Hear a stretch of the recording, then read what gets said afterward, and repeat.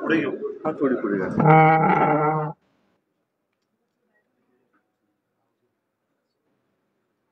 आज 3 एप्रिल आहे. साहजिकच आहे 3 एप्रिल म्हटल्यानंतर काल 2 एप्रिल होती. मी तारखेपासून सुरुवात एवढ्यासाठी केली कारण आपल्याला सर्वांना आठवत असेल, आठवू नये याकरता काल बिल मांडलं गेलं हा भाग वेगळा, पण आपल्याला तरी नक्की आठवत असेल की साधारणतः 1 महिना 15-20 दिवस आधी अमेरिकेच्या राष्ट्राध्यक्षांनी आपल्याला एक इशारा दिला होता की भारताने जे काही कर आहेत ते कमी करावे, नाहीतर आम्ही सुद्धा जशाच तसे कर लावू. आणि त्या कराला सुरुवात, त्या कराच्या आकारणीला सुरुवात त्यांनी त्यांच्या 2 तारखेपासून म्हणजे आजपासून आपल्या इकडे केले.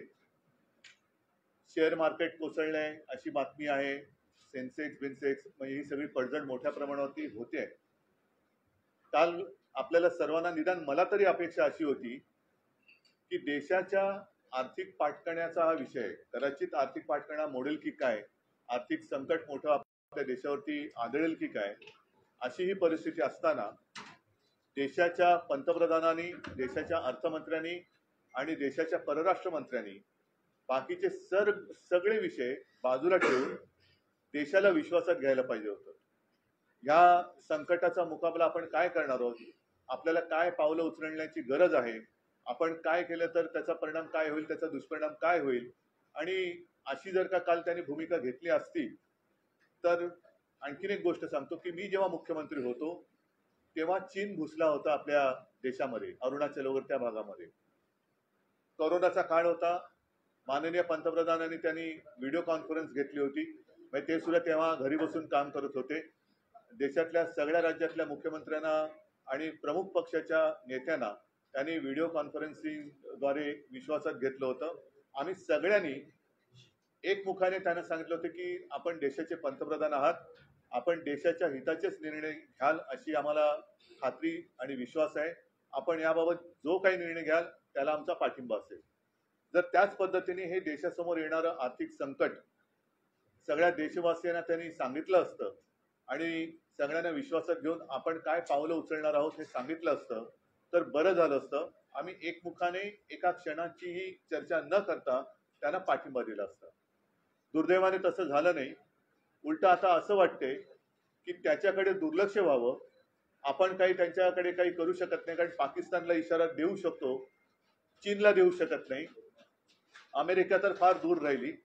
आणि मग काय करायचं, असं आहे त्याने ते जे काय करतील ते भोगत बसायचं आणि ते भोगतोय हे आपल्याला कळू द्यायचं नाही, म्हणून मग कुठेतरी वेगळे विषय काढायचे. आता हा एक खरा महत्वाचा मुद्दा. आज तरी मी अपेक्षा करतोय की आज तरी अधिवेशन सुरू आहे लोकसभेत आणि राज्यसभेत, सगळे विषय बाजूला ठेवून या आर्थिक संकटाबद्दल आपल्याला, आता पंतप्रधान मला वाटतं परदेशात गेले, परराष्ट्र मंत्री कुठे आहेत काही कल्पना नाही, अर्थमंत्र्यांनी तरी एक आवाहन केलं पाहिजे, बाकी गृहमंत्र्यांचा तर काय आनंदच आहे, पण त्यांनी देशाला शासकीय भाषेत अवगत केले पाहिजे. पण तशी अपेक्षा करणं यांच्याकडनं हे खूप, मला असं वाटतं, चुकीचं करेल. पण त्यांनी हे खरं करणं आज गरजेचं आहे. असो, नुकतीच ईद झालेली आहे. त्या ईदच्या वेळेला या सगळ्या लोकांनी ईदच्या मेजवान्या झोडल्यात.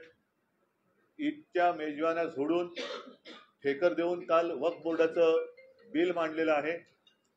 योगायोग असा आहे की किरण रिजिजू यांनी हे बिल मांडलं.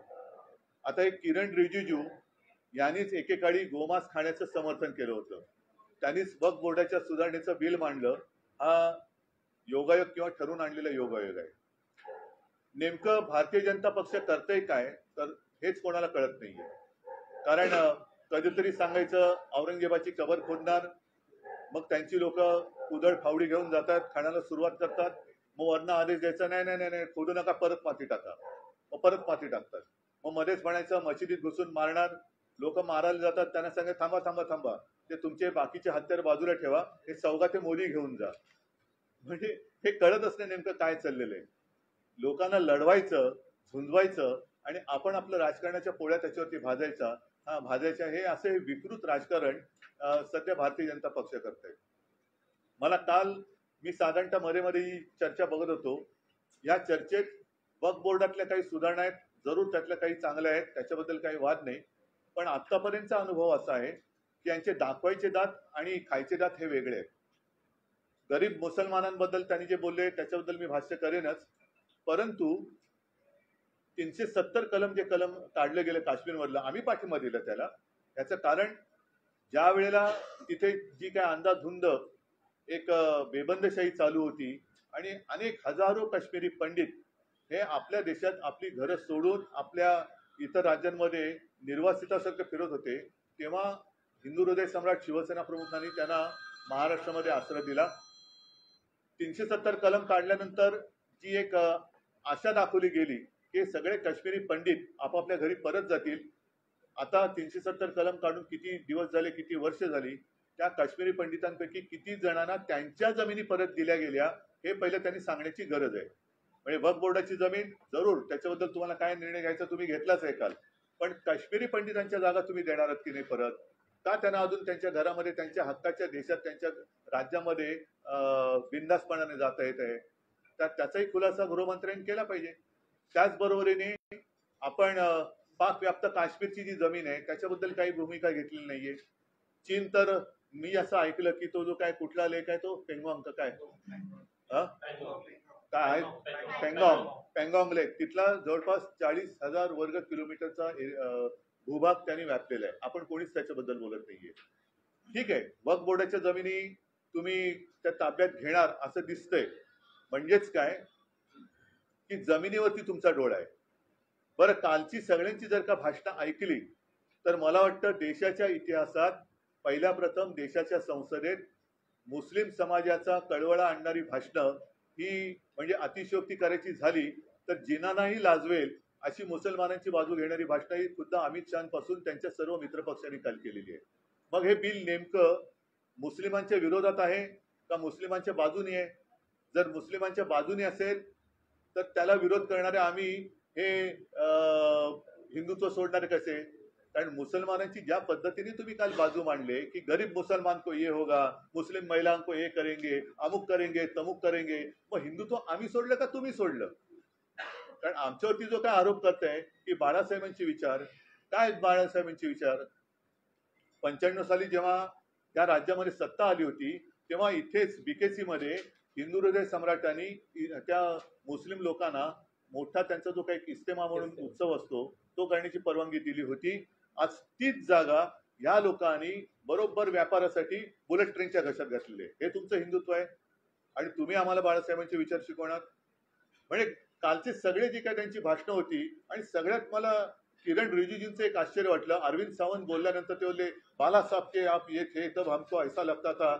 रिजिजू साहेब, मला पण काल वाईट वाटलं की तुमच्या तोंडावर, तुमच्या नाकावर टिचून नव्हे ठणकावून तुमचे मित्रपक्ष जदवीचे ते लल्लन सिंग बोलले, टीडीपीचे त्यांचे कोणते नेते ते बोलले, एका पाठोपाठ एक त्यांची भाषणं झाली की आम्ही मुसलमानांच्या, म्हणजे ते बोलले की हिताचं रक्षण करणार, आम्ही त्यांच्यासाठी अमुक करणार, आम्ही आणि हे असहाय्यपणाने म्हणजे असं चीन समोर किंवा अमेरिकेसमोर आपली अवस्था झाली. तसं अमित शहा असतील, पियुष गोयल असतील, रिजिजू असतील, राजनाथ सिंग असतील, हे त्यांच्याकडे बघूही शकत नव्हते, खाली मान घालून लाचारीने हसत होते. म्हणजे काय परिस्थिती आली की त्यांचा आधार घेऊन हे राज्य करतायत. त्यांच्या तोंडावर हे ठणकावून सांगतायत की आम्ही हिंदू मुसलमानांचं रक्षण करणार, आम्ही अमुक करणार, आम्ही तमुक करणार. मग तुम्ही उठून सांगताय की हे बिल आहे ते मुसलमानांच्या हिताचं आहे. मग नेमकं हे बिल मुसलमानांच्या हिताचं आहे तर मग माझा प्रश्न परत तोच आहे, तर हिंदुत्व आम्ही सोडले का तुम्ही सोडलेलं आहे? कारण आम्ही त्याच्यामध्ये काही सूचना सुचवू इच्छित होतो. जसं काल अरविंद सावंत यांनी भाषण केलं की प्रत्येक जाती धर्माचे ट्रस्ट आहेत, उद्या आमचे देवस्थानाचे मंदिरांचे काही ट्रस्ट आहेत, त्या ट्रस्टवरती जर तुम्ही गैर हिंदू मुद्दामून लादलात तर आम्ही सहन करू का? आम्ही नाही सहन करू शकत. मग तशा या वक्फ बोर्डावरती तुम्ही गैर मुसलमान टाकताय, तुमचा अधिकार आहेच, तो कोणी नाकारत नाहीये. म्हणजे या विषयावरती काल रवीश कुमार यांनी एक अतिशय चांगला व्हिडिओ केलाय आणि त्याच्यात त्यांनी असं म्हटलेलं आहे की चंद्रबाबू पूर्वी कधी मुख्यमंत्री होते तेव्हा नाव करायची तुम्ही बघा, त्याच्यात त्यांनी उल्लेख केलाय, जर का मी चुकत नसेल तर शामशाबाद इथे साधारणतः 1100 एकर जमीन ही विमानतळाला दिली. आता ती विमानतळाला जागा देताना राज्य वक्फ बोर्डाची परवानगी घेतली होती का, केंद्राची घेतली होती का, नसेल किंवा असेल. थोडक्यात काय की तुम्ही हे बिल न आणता सुद्धा जे तुम्हाला करायचंय ते तुम्ही करत होतातच. एअरपोर्टसाठी जागा तुम्ही घेतलीच, त्याला तो कोणी काही विरोध नाही केला. वक्फ बोर्डाच्या मध्ये जर काही अफरातफर चालली असेल तर जरूर त्याला पायबंद बसला पाहिजे, नक्कीच त्याच्यावरती पारदर्शकता आलीच पाहिजे. पण काही काही गोष्टी ज्या आहेत ज्या उगाच तुम्ही उकरून काढताय, जसं आता सगळं व्यवस्थित चाललंय, तुम्ही आता एवढं सरकार तिसरी टर्म तुमचं सरकार आलेलं आहे आणि देशाच्या विकासाच्या गोष्टी, रोजीरोटीच्या गोष्टी या सगळ्या बाजूला ठेवून अजूनही हिंदू मुसलमान, मग हिंदूंमध्ये मराठी अमराठी, मग मराठी माणसांनी खायचं काय, ही तुमची दादागिरी आम्ही नाही सहन करणार, अजिबात करणार नाही. आम्ही काय करायचं, आम्ही काय करणार, हे जर का तुम्ही आम्हाला आमच्यावरती लादणार असाल तर आम्ही ते सहन करणार नाही. आता त्याच्यामध्ये काल त्यांनी जी काही भाषणं केली, दोनपैकी एक गोष्ट खरं आहे, जर आम्ही हिंदुत्व सोडलं असं कोणाचं म्हणणं असेल, काही बाडग्यांचं म्हणणं आहे असं की आम्ही हिंदुत्व सोडले, ज्यांना गद्दार जे गाणं गाजलं गद्दार, त्या गद्दारांचं म्हणणं जर का असेल की आम्ही हिंदुत्व सोडलं, मग काल तुमच्या आजूबाजूला जी मुसलमानांची तारीफ चालली होती तेव्हा तुमच्या शेपट्या कुठे गेल्या होत्या? तेव्हा तुम्ही काय सोडलं होतं? लाज सोडली होती, लज्जा सोडली होती का? तुम्ही बोलला नाहीत की आम्ही बाळासाहेबांचे विचार मानणार आहेत, आम्हाला हे मान्य नाहीये, ही तुमची त्यांची चाललेली भलामण आहे, हे लांगुल चालन आहे, हे आम्ही मान्य करू शकत नाही, म्हणून आम्ही यातून बाहेर पडत आहोत, का बोलला नाहीत तुम्ही? आणि मग काही गोष्टी खऱ्या बरोबर खोट्या, जसं एक ती बातमी आलेली आहे, किरण रिजिजू जे बोलले की जर का मोदी सरकार आलं नसतं तर यांनी संसदेची जागा सुद्धा हडपली असती. आता ही लोकसत्ता सामना नाही, लोकसत्तेच्या ऑनलाईनची बातमी आहे की वक्फ बोर्डाची वक्फ अमेंडमेंट बिल, वक्फ बोर्डाला खरंच संसदेची जागा बळकायची होती का, अशी ती लोकसत्ता ऑनलाईनची बातमी, त्याचं मी प्रिंट आउट काढलंय. त्याच्यात पुढे असं दिलेलं आहे की वक्फ बोर्डाने खरंच संसदेवर दावा केला होता का. दिल्लीतील वक्फ बोर्डाच्या एका वरिष्ठ अधिकाऱ्यानं नाव न सांगण्याच्या अटीवर सांगितले की मी 18 वर्षापासून दिल्ली वक्फ बोर्डात काम करत आहे, बोर्डाने संसद परिसर किंवा लगतच्या संकुलावर कोणताही दावा केलेला नाही, माननीय मंत्र्यांचा हा दावा खरा नाही. म्हणजे हे तुम्ही सगळे ही गोष्ट ही लावालावी का करताय तुम्ही? एका ठिकाणी आपण बघतो की जसं मी स्वतः परवा फोन केला होता, एक आमचा कार्यकर्ता आहे मुस्लिम पुण्यामध्ये, त्यांनी हिंदू एका व्यक्तीवरती अंत्यसंस्कार केले, मी त्याचं कौतुक केलं. आणि शिवसेना प्रमुखांनी कधी सगळे मुसलमान देशद्रोही आहेत असं कधीही म्हटलेलं नाहीये, अजिबात म्हटलेलं नाहीये. आज सुद्धा आमच्याकडे साबीरबाई शेख यांच्यासारखे अनेक कडवट देशनिष्ठ हे मुस्लिम कार्यकर्ते कार्यरत आहेत. आता त्याच्याबद्दल एकदा भाजपने जाहीर केलं पाहिजे.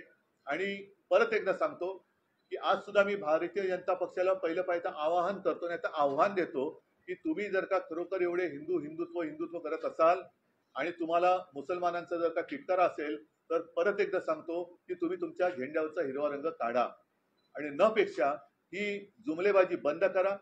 गरिबांमध्ये ह्या मारामाऱ्या लावालाव्या, दरवेळेला ही भाजपाची वाईट सवय आहे की फटाक्याची वाट पेटवायची आणि पळून जायचं, आणि तो फुटून सगळं झालं तर मग मिरवायला यायचं की आम्हीच लावली होती वाट. पण वाट लागली त्याची जबाबदारी कोण घेणार?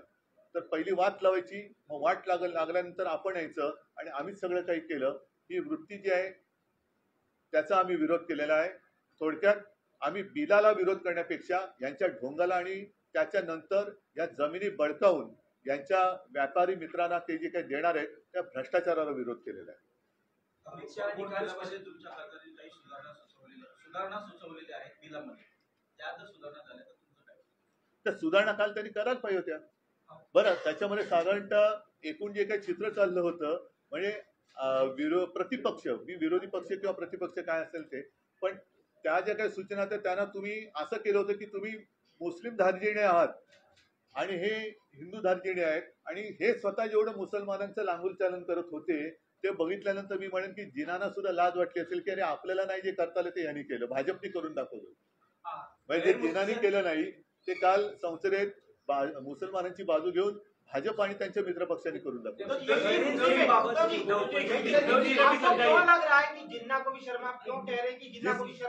जिस तरीके से कल भाजपा के नेतागण या शीर्ष नेता या वरिष्ठ मंत्री, उसमें अमित शाह जी भी थे, किरण रिजिजू, फिर उनके जो नए नए दोस्त है टीडीपी हो या जेडीयू, जिस तरीके से उन्होंने मुस्लिम समुदाय का समर्थन किया, हम नहीं चाहते कि वो विरोध करे, लेकिन अगर आप हमें बार बार कहते हो कि आपने हिंदुत्व छोड़ा, हिंदुत्व छोड़ा, तो कल आपने क्या छोड़ा था? कल जिस तरीके से आपको एक प्यार आया था कि हम गरीब मुसलमानों के लिए ये बिल लाए हैं, गरीब मुसलमानों से इसका फायदा होगा, जो महिलाएं हैं उनके लिए ये कर रहे हैं। अरे भाई, आप जो कह रहे हैं और कर रहे हैं उसी को तो हम कहते हैं ना, जिसको मराठी में कहते हैं लांगुल चालन। सामने आपको चुनाव दिखाई दे रहा है, उसका शायद उल्लेख अमित शाह जी ने भी किया कि हम बंगाल भी जीतेंगे और बिहार भी जीतेंगे। इसका मतलब सीधा है कि भाजपा की नीति सिर्फ आपस में लड़ाई लड़ाओ, तोड़ो फोड़ो और राज करो। अभी जो भाजपा की जो चाल है, अभी बाला साहब होते तो कुछ और शब्द में कहते, उन्होंने भाषण में उसका उपयोग भी किया है, मैं नहीं कहना चाहूंगा। जिन्होंने वो भाषण कवर किया होगा उनको वो याद आएगी वो बात। एक उसमें बैल का जिक्र किया था, बैल जिस तरीके से जाता है खेत में, तो वैसे मत चलो, सीधा चलो।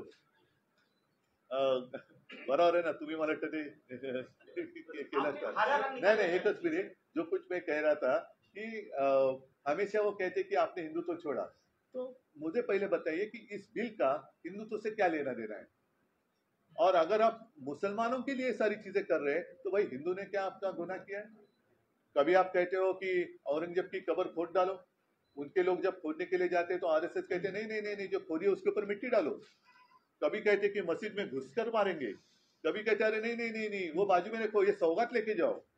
कभी कहते कि ये मुस्लिम जो है ऐसे वैसे, और बाद में उनके यहाँ जाकर ईद की पार्टी मनाते हो। तो क्या आप कहना क्या चाहते हो? जो आता है ना कभी, अरे कहना क्या चाहता है, वही तुम्हें कहता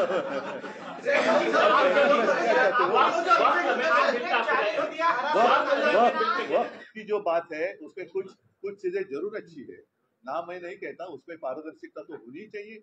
अगर जहां भी कुछ गलत है तो गलत है, उसका समर्थन मैं या मेरी शिवसेना कभी भी नहीं करेगी। लेकिन आप जिस तरीके से वो पेश कर रहे थे, तो क्या पहले आपको भी समझ में आया है कि ये हम क्या कर रहे हैं? मुसलमानों के हित में कर रहे हैं कि उनके खिलाफ कर रहे हैं? ये तो पहले बताओ।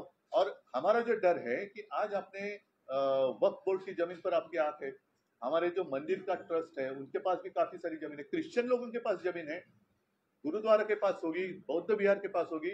अगर आप मुसलमानों की बात आज कर रहे हैं, कल हमारे ऊपर भी आपकी नजर आएगी। और फिर व्यापार आप करना चाहते हो तो सीधा करो, और अगर जमीन ही चाहिए तो जाओ ना, वहां चीन जहां घुस गए हैं वहां की जमीन दे दो अपने दोस्तों को। वहां की कश्मीर में जो पाकिस्तान घुस गया है वहां की जमीन आपके दोस्तों को दे दो। तो ये सिर्फ जमीन के लिए उन्होंने ये बिल लाया है, जिसका मैंने कहा ना, हमने बिल का विरोध नहीं किया है, हमने भ्रष्टाचार का विरोध किया है, हमने उनकी जो नौटंकी है उसका विरोध किया है। जिससे गरीब मुसलमान या गरीब हिंदुत्व का तो कोई लेना देना नहीं है। इससे हिंदुओं को क्या फायदा होने वाला है?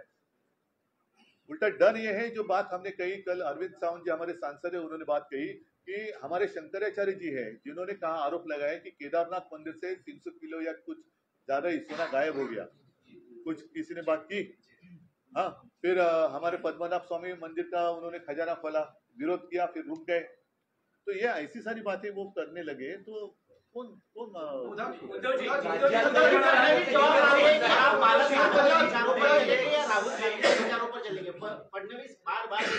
पहले फडणवीस को मैं पूछना चाहता हूँ कि आप अटल जी के विचारों पर चलेंगे या नवाज शरीफ के विचारों पर, या जिना के विचारों पर चलेंगे? क्योंकि कल जितनी सारी बात हुई है वो जिना से भी बढ़कर हुई है। तो क्या आप जिना की ओर चल रहे हैं? और बाला साहब की विचारधारा, शायद आप छोटे थे, बच्चे थे, तो बाला साहब ने इस्तेमा के लिए जो जगह दी थी, जो आपकी सरकार ने बुलेट ट्रेन को दे दी।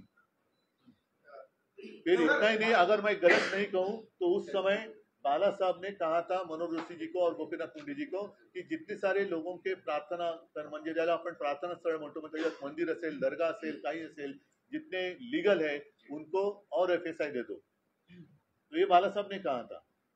तो बाला साहब के विचार, पहले आप बच्चे थे उस वक्त, आप हमें मत सिखाओ।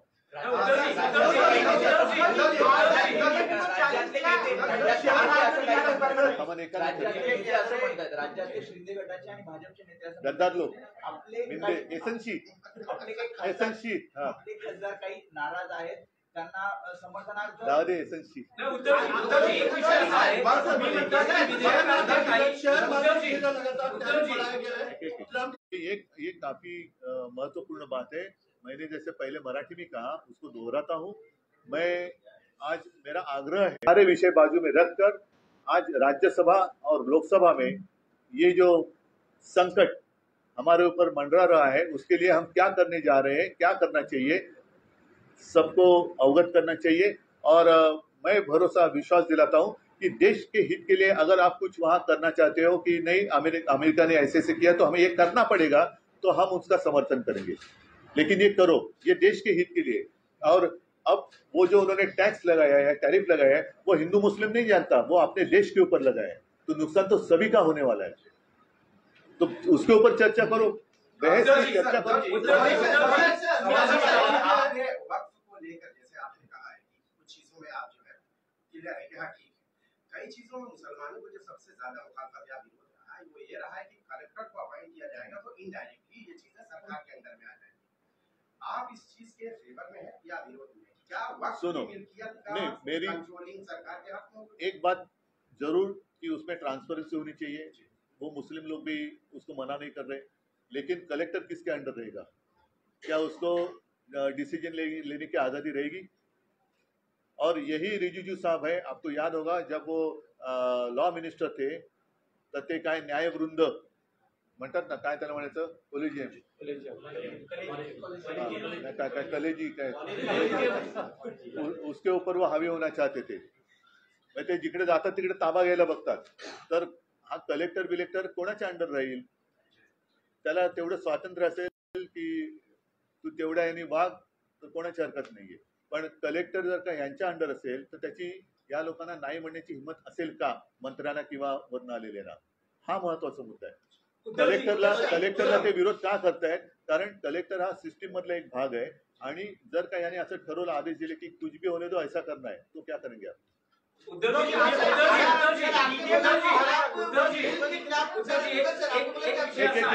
तुम्ही असं म्हणालात की विधेयकात अनेक काही गोष्टी चांगल्याही आहेत, काही गोष्टी सुधारणा तुमच्या खासदारांनी सुचवल्या होत्या. तर आज तुम्ही एनडीए मध्ये नाही आहात, तर तुम्ही इंडिया अलायन्स मध्ये आहात, त्यामुळे नाईलाजास्तव तुम्हाला या विधेयकाला विरोध करावा लागतोय. नाही, असं नाहीये. बघा, मी उगाच कोणाचं अंधपणाने समर्थन किंवा विरोध करणाऱ्यातला नाहीये. की काँग्रेसचा दबाव आहे, अजिबात नाहीये. भाजपचा दबाव आहे, अजिबात नाहीये. मला जे काय वाटतं, मला पटतं ते मी करतो.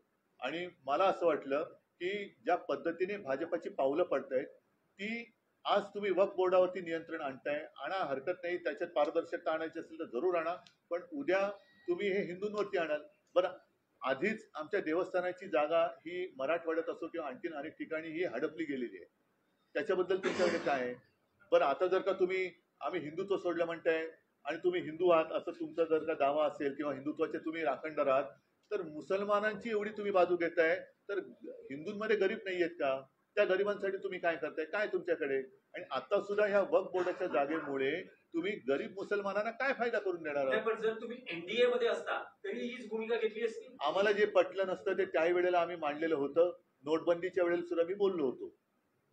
त्याही वेळेला आपल्याला लक्षात असेल की मोदीजींचं सरकार आल्या पहिल्यांदा मुंबईतल्या लोकल ट्रेनची दरवाढ झाली होती, मी त्याला विरोध केला होता.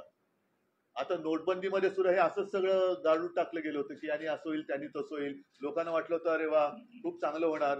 कुठे काय झाले? म्हणजेच काय की संसदेत नाही तर यावर मतदान झालेलं आहे आणि प्रत्येकाला नाही, बरोबर आहे. त्यामुळे मी विचारतोय, जर तुम्ही एनडीए मध्ये असता तरी आम्ही हीच भूमिका घेतली असती की तुम्ही यांच्या, कारण का आता हे एवढ्या वर्षानंतरचा जो अनुभव आहे की त्यांचं प्रेझेंटेशन खूप छान असतं, म्हणजे त्याच्याबद्दल वादच नाही. म्हणजे सगळ्यांची भाषणं ऐकली तर तुम्ही म्हणाल अरे वा हे आपल्याला करणं गरजेचं आहे.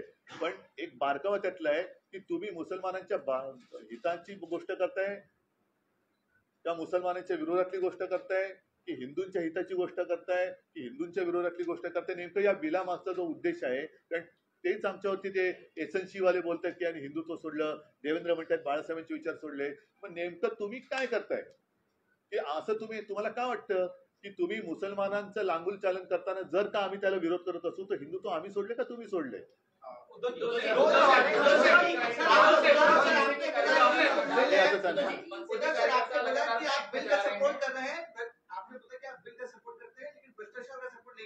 सुनो, बिल का नहीं, मैंने क्या कहा, बिल का सपोर्ट नहीं कहा मैंने कहा मैंने बिल का ही विरोध नहीं किया मैंने इनका जो ढोंग है, नौटंकी है और भ्रष्टाचार है, उसका मैंने विरोध किया है। लेकिन उसमें जरूर कुछ अच्छी चीजें है, लेकिन और हमारी या अन्य पक्षों की सूचनाएं ले लेते तो इतने विवाद करने की आवश्यकता ना होती। सबका साथ चाहिए था ना, तो सबका साथ आपने क्यों नहीं लिया? और आपने पहले शब्द से ऐसी शुरुआत किया कि हम हैं आपके दुश्मनी है। जिस तरीके से उनका एक तौर तरीका था, मतलब एक तरीके से वो मुस्लिम लोगों को पूरा ललचा रहे थे, लेकिन हमको ऐसे कटोरे में इसमें खड़े कर रहे थे।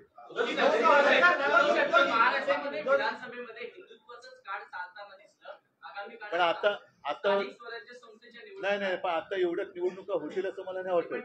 पण महापालिका निवडणुकीमध्ये तुमच्या या म्हणजेच काय, राष्ट्रवादी मतदार तुमच्या नाही पासून अजिबात नाही वेगळे अजिबात नाही होणार। फायदा होईल की नुकसान होईल? कारण मी- का भाजप नेहमी हिंदुत्वाची भूमिका घेऊन आले। पण यावेळेला भाजपने मुसलमानांची बाजू घेतलेली आहे, हेच तर मी सांगतोय।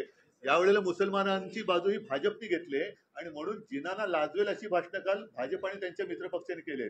त्याच्यामुळे आता हिंदूंनी जागा व्हायला पाहिजे की अरे आपण यांना निवडून दिलं, पण हे मुस्लिमानांची बाजू घेत आहेत। कधीतरी रामनवमीला राम मंदिर किंवा हिंदू वस्तींमध्ये यांनी काही वाटलंय का? हनुमान जयंतीला वाटले का? होळीच्या वेळेला का पुरणपोळ्या वाटल्यात का? मग सौगाते मोदी वाटताय, ही कोणाची बाजू आहे? म्हणजे सगळेच जण बरोबर त्या वेळेपुरते पाहिजेत।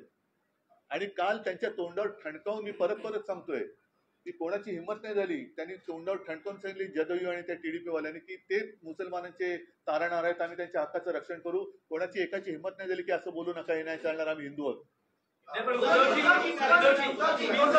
विधेयकाला विरोध केलेला आहे, तुमच्या पक्षाच्या कार्यकर्त्यांना ही भूमिका पटेल का?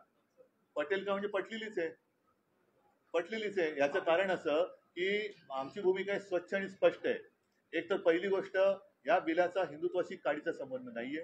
दुसरी गोष्ट, ज्या पद्धतीने काल परत एकदा सांगतो, अमित शहांसह किरण रिजिजूंसह सगळ्यांनी मुसलमानांचं लांगुलचालन केलेलं आहे आणि केवळ हे कसं आम्ही मुसलमानांच्या हिताचं आहे हे मांडतो आहोत, हे दाखवल्यामुळे आता हिंदूंची सुद्धा डोळे उघडलेत की अरे हे आपला सुद्धा वापर करून घेत आहेत।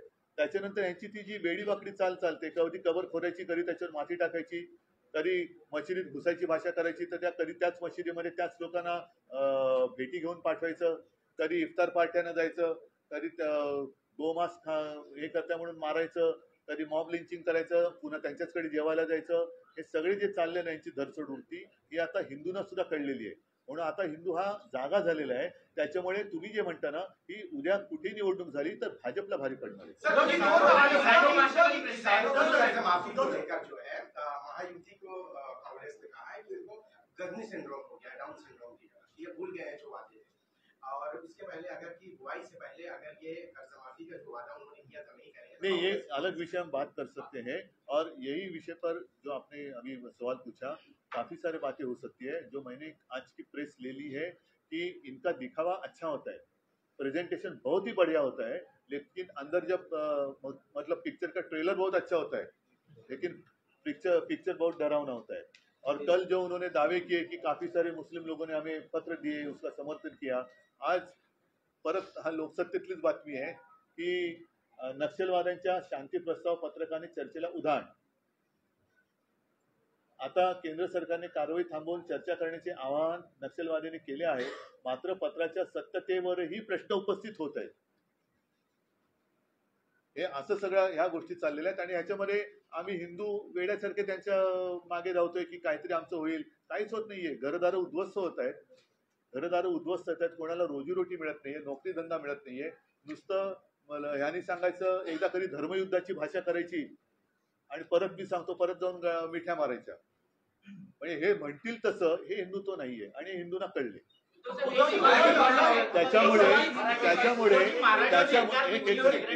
त्याच्यामुळे मी भाजपला खरंच धन्यवाद देईन की कालचं त्यांनी तो जो काय वक्फ बोर्डाचा विषय घेतला, त्याच्यामुळे देशातल्या तमाम हिंदूंसह सगळ्यांचे डोळे उघडले की भाजपचं खरं रूप काय हे लोकांच्या समोर आलं। बीजेपी को अपना हरा झंडा निकालना चाहिए। हरा झंडा नहीं, झंडे हरा रंग पर निकालना। अगर वो हिंदुत्ववादी है और हमारे ऊपर जो आरोप लगाते हैं कि आपने हिंदुत्व को छोड़ा, तो आपको अगर इतनी नफरत है तो आप हरा कलर निकालो ना। महाराष्ट्र सरकार ने एक आदेश निकाला है जिसमें कहा गया है कि कोई भी फाइल हो वो अजीत पवार से लेकर एकनाथ शिंदे के तरफ से ऊपर सीएम तक जाएगी। क्या इस सरकार को खुद ही के एलाइज पर विश्वास नहीं है, जहां पर एक ये इस तरह का जो माहौल है जो नहीं, ये रही अपनी यहाँ की बात। लेकिन मैं और एक बार बात दोहराऊंगा कि कल जिस तरीके से उन्होंने उनकी जो अलायंस की पार्टी है आरजेडी या जेडीयू और टीडीपी, और जिस तरीके से उन्होंने सीना तान कर कहा कि वो मुसलमान के हित की रक्षा करेंगे, कोई एक की भी हिम्मत नहीं हुई, ना अमित शाह की हुई, ना राजनाथ जी की हुई, कि उन्होंने कहा था कि ऐसे नहीं कहना चाहिए, हम ये हिंदुत्व के खिलाफ है, चुप बैठो। नहीं कह सके क्योंकि वो लाचार है, उनकी सहायता लेके वो सरकार चला रहे हैं, वो क्या हमें हिंदुत्व सिखाएंगे। आता हा एकच मुद्दा आहे, हा 1914 आपला 2014 ज्या वेळेला आम्ही हिंदूच होतो आणि युती भाजपने तोडली होती, आम्ही नव्हती युती तोडली, आणि तेव्हा स्वतंत्र भाजपाचा हा स्वतंत्र फेकूनामा होता, नाही काय जाहीरनामा होता, त्याचं हे कव्हर आहे, त्याच्यामध्ये हे वाक्य आहे, ह्या वाक्याचा अर्थ कोणीतरी मला माहिती, आता तुम्ही हास्य जत्रा बघत असेल तर ते आहे ना, सुमारे कोई मुझको मुझे कान में आकर ऐसा करके बता तर या शब्दाचं हे मुस्लिम धार्जिणे हिंदू धार्जिणे कोणाचे आहे? त्यांनी सामाजिक न्याय या सदरात म्हटलेलं आहे की वक्फ बोर्डाच्या जमिनींवर घुसखोरी करणाऱ्यांवर कारवाई करून या जमिनी परत करणार, ज्या प्रकरणात न्यायालयाने बोर्डाच्या बाजूने निर्णय दिले आहेत त्याची काटेकोरपणे अंमलबजावणी करणार। आता त्या भारतीय जनता पक्षाचा जाहीरनामा आहे, फडणवीसांना विचारा हे कोणाच्या पावलावर पाऊल टाकून तुम्ही वचन दिलं होतं, जिनाच्या की अटलजींच्या? हे मोहम्मद अली जिनाच्या पावलावर पाऊल टाकून तुम्ही वचन दिलं होतं की अटलजींच्या पावलावर पाऊल ठेवून, का मोदींच्या नवाज शरीफचा केक खाल्ल्यानंतरचं पाऊल आहे? स्टँडअप कॉमेडियन कुणाल कामरा, आता त्याच्यानंतर वेगळं बोलू, हा विषय महत्वाचा आहे। परत एकदा सांगतो की कालच्या वक्फ बोर्डाच्या चर्चेवरनं भाजपचं खरं रूप हे देशातल्या जनतेला कळलेलं आहे। त्याच्यामुळे आता हिंदू सुद्धा, त्या हिंदूंचे पण डोळे उघडलेत, मुसलमान, ख्रिश्चन, शीख, कारण काल त्या कोण कौर आपले नाही बादल नाही अकालीदळच्या नाही त्या महिला आपल्या हरदीप सिंग कौर, त्यांनी अप्रतिम भाषण केलेलं आहे, त्यांनी पण अप्रतिम भाषण केलंय, आणि सगळ्यांच्या मनात आता ही भीती आहे की आज हे पहिलं पाऊल यांनी मुस्लिम ट्रस्टवरती टाकले, उद्या जैनांच्या टाकू शकतील, ख्रिश्चनांच्या टाकतील, कारण त्यांच्याकडे पण संपत्ती आहे, शीख लोकांच्या टाकतील, अगदी बौद्धांचे येईल, हिंदूंच्या तर आहेच आहे। तर हे आत्ताच सगळ्यांनी जागा होण्याची गरज आहे। सगळ्यांना धन्यवाद। जय हिंद, जय महाराष्ट्र।